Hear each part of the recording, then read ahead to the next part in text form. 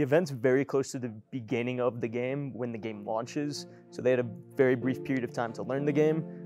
So I think they did well to prepare themselves the best they could. Push out our fish, he's front fish. Time match. Hey, one in the back, Skyler, one in the back, combo. What's going on where you're spawning, please? Dead in the back, dead in the back. That's 1P1 street. I have your double doors, We were not really doing too well in scrims. A lot of heated conversations. Seemed like not everyone was on the same page, and then it honestly kind of felt helpless going in. Like normal GAs, all that stuff, and no snipers in SND. So those are like the rules that we're going with. The map set is triple hotel and then double embassy. So like we got the maps we kind of wanted from this. Guys a little bit better. It's a great group of guys and they're all really good friends, and that's kind of like the best foundation you can have for a team, just because everybody knows each other well, they all enjoy each other's company, and if they didn't, it would be a lot worse.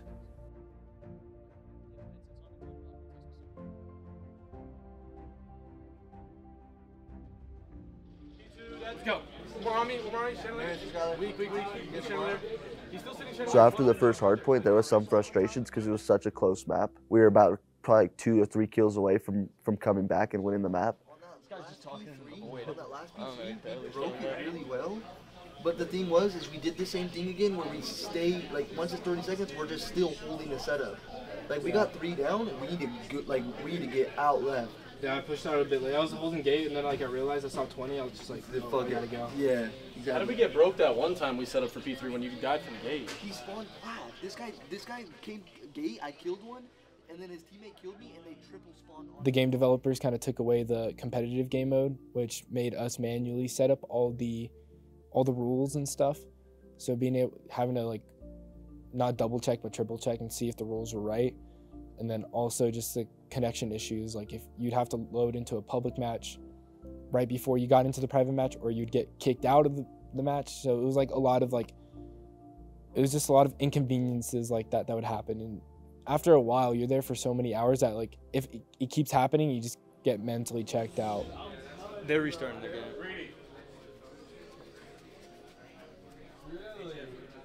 What you got to say? Gotta lock in. It was definitely really hard to stay composed during those kind of moments where you're just waiting for 30 minutes just for the next match to start. So, I don't know. It was just, you can tell it was definitely really hard for each team. I know, I need a haircut. I do too. We're both poofy ass hair kids. We both get it. If we win a series, Yeah? I'm gonna have TJ cut me a mullet. You should, bro. Win a series with mullet? That'd be fire. After the first map, I definitely, knowing that I'm an S&D star and S&D is probably one of my strongest game modes, I was looking forward to getting into that next map and kind of switching the momentum of the series. Their left flat steps. I'm not gonna get it down though. You're not gonna have a No, you don't need to. You don't need to. Just smoke it so I can get across. And then I'll just sit top left, and then we literally just watch top left. If they're there, I'll insta challenge. And then I'll just stay alive top bed. I think after map 2, I absolutely had the other team. It was a really, really quick map. I think it was like 4 minutes and something in the VOD. It was definitely a quick map, and I felt like I started to warm up a little bit. So I definitely told the boys, I said, if we take this map, we're taking the series, and just stay locked in, because the second map was a night and day difference from the first one.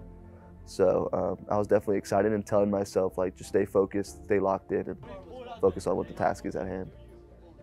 Map 2, I could just kick my feet up, bro. I really just watched middle the whole time, and just watched Jacob just 3-piece everybody every round. So we didn't really have to do anything else. I think me, Skylar, and Richie had like less than half the kills combined that Jacob had in that whole map. So, you know, we just kind of let him hard carry us through that S&D, and then went on to the next map, control.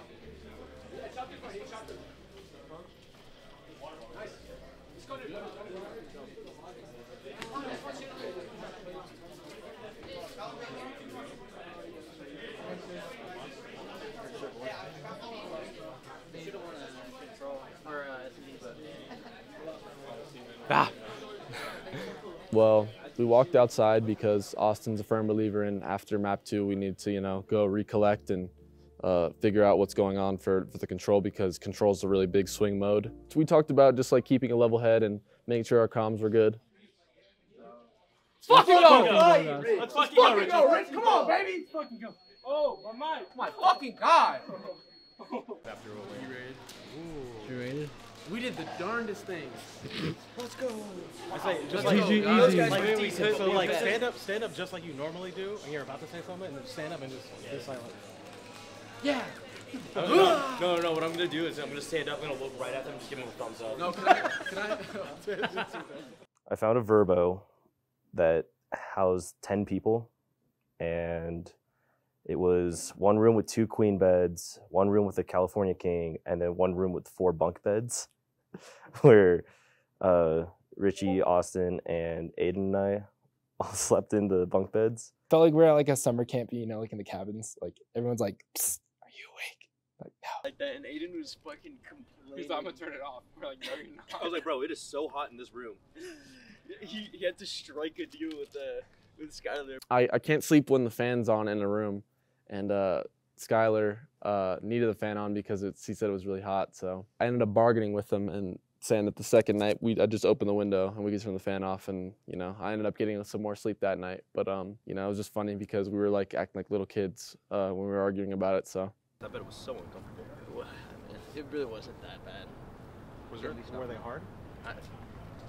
Mine's just like hella hard. I like it though. I mean, I liked it. The pillows are just like Okay, the pillows were awful. The pillows They're were like awful. balloons, dude. Yeah. I had to like squeeze. I brought my own pillow. I almost said my own balloon. I brought my own pillow, so I was comfortable. yeah, Richie slept above me, which was definitely not the smartest decision I've made. I was kind of being annoying to Aiden. He would like try to go into bed. I'd pick up my pillow, smack him with it, and then get back up on my bed. And then I'd like reach over like to like touch his forehead while he was like trying to sleep out, and just messing with him as much as I could, just because like, you know, it's Aiden. Yeah, I woke up to him farting in my face. So yeah, and I was threatening him with not playing because if I got pink eye, there was no way I could play anyways. So again, another first hard point that's kind of swinging back and forth. Now NAU with a strong grip on the map for the first little bit, but Repulse is not going anywhere, and Aid 2 massive kills to wipe off the hard point, give them the 15 seconds here. Next one, but NAU 184 to 246 now. This is Repulse's game to throw. we don't really get deterred after we lose map 1. So we just knew that there was no way they were beating us in S&D. I killed the second kid, I snaked the bomb, made him think that when he watched the kill cam that I wasn't hopping it. I kind of just knew I was sticking it no matter what was happening. He's got about halfway through. Enzo has to swing in now, but he gets the defuse off. The 1v3 clutch. I looked over at my teammates and they all looked like they were holding their breath. Kind of swung the momentum back into our direction. There was a lot of adjustments between me and Aiden because it seemed like on our defenses we'd get broken a lot. Like we'd get blooded, and me and Aiden were always at the A-bomb site, so we're always getting naded and stunned off the site. So me pulling out a trophy system and being able to like block all those, like all the nades and stuff. I think he's paid. Into that A site. Now we got Spectre who's just creeping and crawling around upstairs. A 1v2 situation. Who is going to be first? Spectre's gonna drop, and you hear him going at it out there. NAU clutching up that SND 6-4. Oh my God! Right? Just do not let them get early traction. That's the way they're gonna. Yo, find when I their was way back. watching the control earlier, it wasn't this map that we're playing now. But bro, these kids love to just lay down in credit corner. We're adjusting to their play style and control because they're playing a little different than the other team we played before. Like they were, laying down in more corners, holding more off angles and stuff like that. So it was just kind of different. Valiant, baby, Valiant. These kids are talking crazy.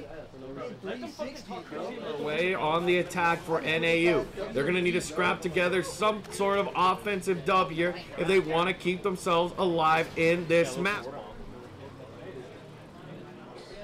My favorite memory from the LAN is probably looking at my scoreboard and seeing Richie with 46 kills and looking over in Richie's face in absolute shock. Right there, I turn around and I'm just like, I was like, did I just do that? It was really cool. My God, I'm here.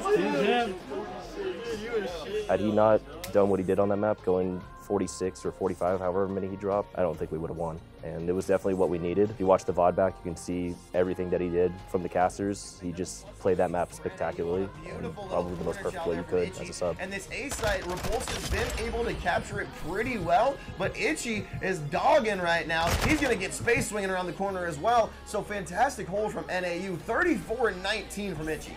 Goodness gracious. The guy's putting on a show, and we're just here to watch it. He's going to be able to break 40 here the more we go, and especially if his pace continues. He's here towards the top skyline. Nothing yet to report. So we lose players back and forth from the sites, and that map 3 that he can kick his feet up in the next map, and I got him. So I just, locked in because I wasn't having the best maps before that. And I just knew that like this map 4 Embassy was mine to take over. So me and Skylar played really well. Me and Skylar pretty much like had a couple pieces that won us the game in the end. So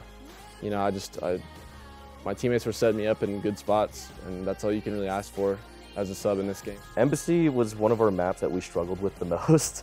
That's definitely one of the maps that all the heated conversations came from. I don't know what it was, but for some reason, I was not even using the M4, I used the 7.62, and somehow that worked out better than the M4 on that map. A lot of single plays. There could have been a lot more double plays, or triple plays even that. But rotations were key, and it felt like I finally understood the map after watching the VOD, after all the scrims. I don't know what it is. I can't do it in scrims, but I did it during the game. So I guess that's where it really matters. I'm top, left door. Left door dead. Sign, able to grab one, getting on the second. After putting the trophy down, we're going to have a third come in. Oh! He grabs the third. It looks like NAU is feeding right now. They're getting the triples, they're getting the doubles, and Signs, who was 7 and 8 right now, but we saw a big triple and a big double from him. it's all about setting up that, legacy to go through to the next one. And man, Aid and his team, you can hear them out there. They're feeling good after each of these kills. We talked in the last series about how jump chows aren't as much of a thing in this COD, but look at that. Aid just showed us, yeah, you guys don't know what you're talking about. NAU coming up huge, dropping that first hard point, but showing that was a fluke, and coming up absolutely massive. It wasn't Itchy that came in big that last round, but other players on the team like Signs and Aid, and just like I said, you don't need one, but you need a whole team effort, and a beautiful, beautiful presence. NAU bringing that one home. Yeah, I like how you... And the team we played on Sunday was a team we practiced against a lot online leading up to the event. They knew us very well. They had VOD on us from the previous day, and they knew what maps we were good at, and in the veto process they targeted those maps. So we kind of knew after getting the map set that it would be a tricky series to win, but after 2 maps we were still confident we could do it. I know, I'm at new though. Just No, bro. I'm here. What's doing me? Big one. That shit on. Let's fucking go, boys. Good job, baby.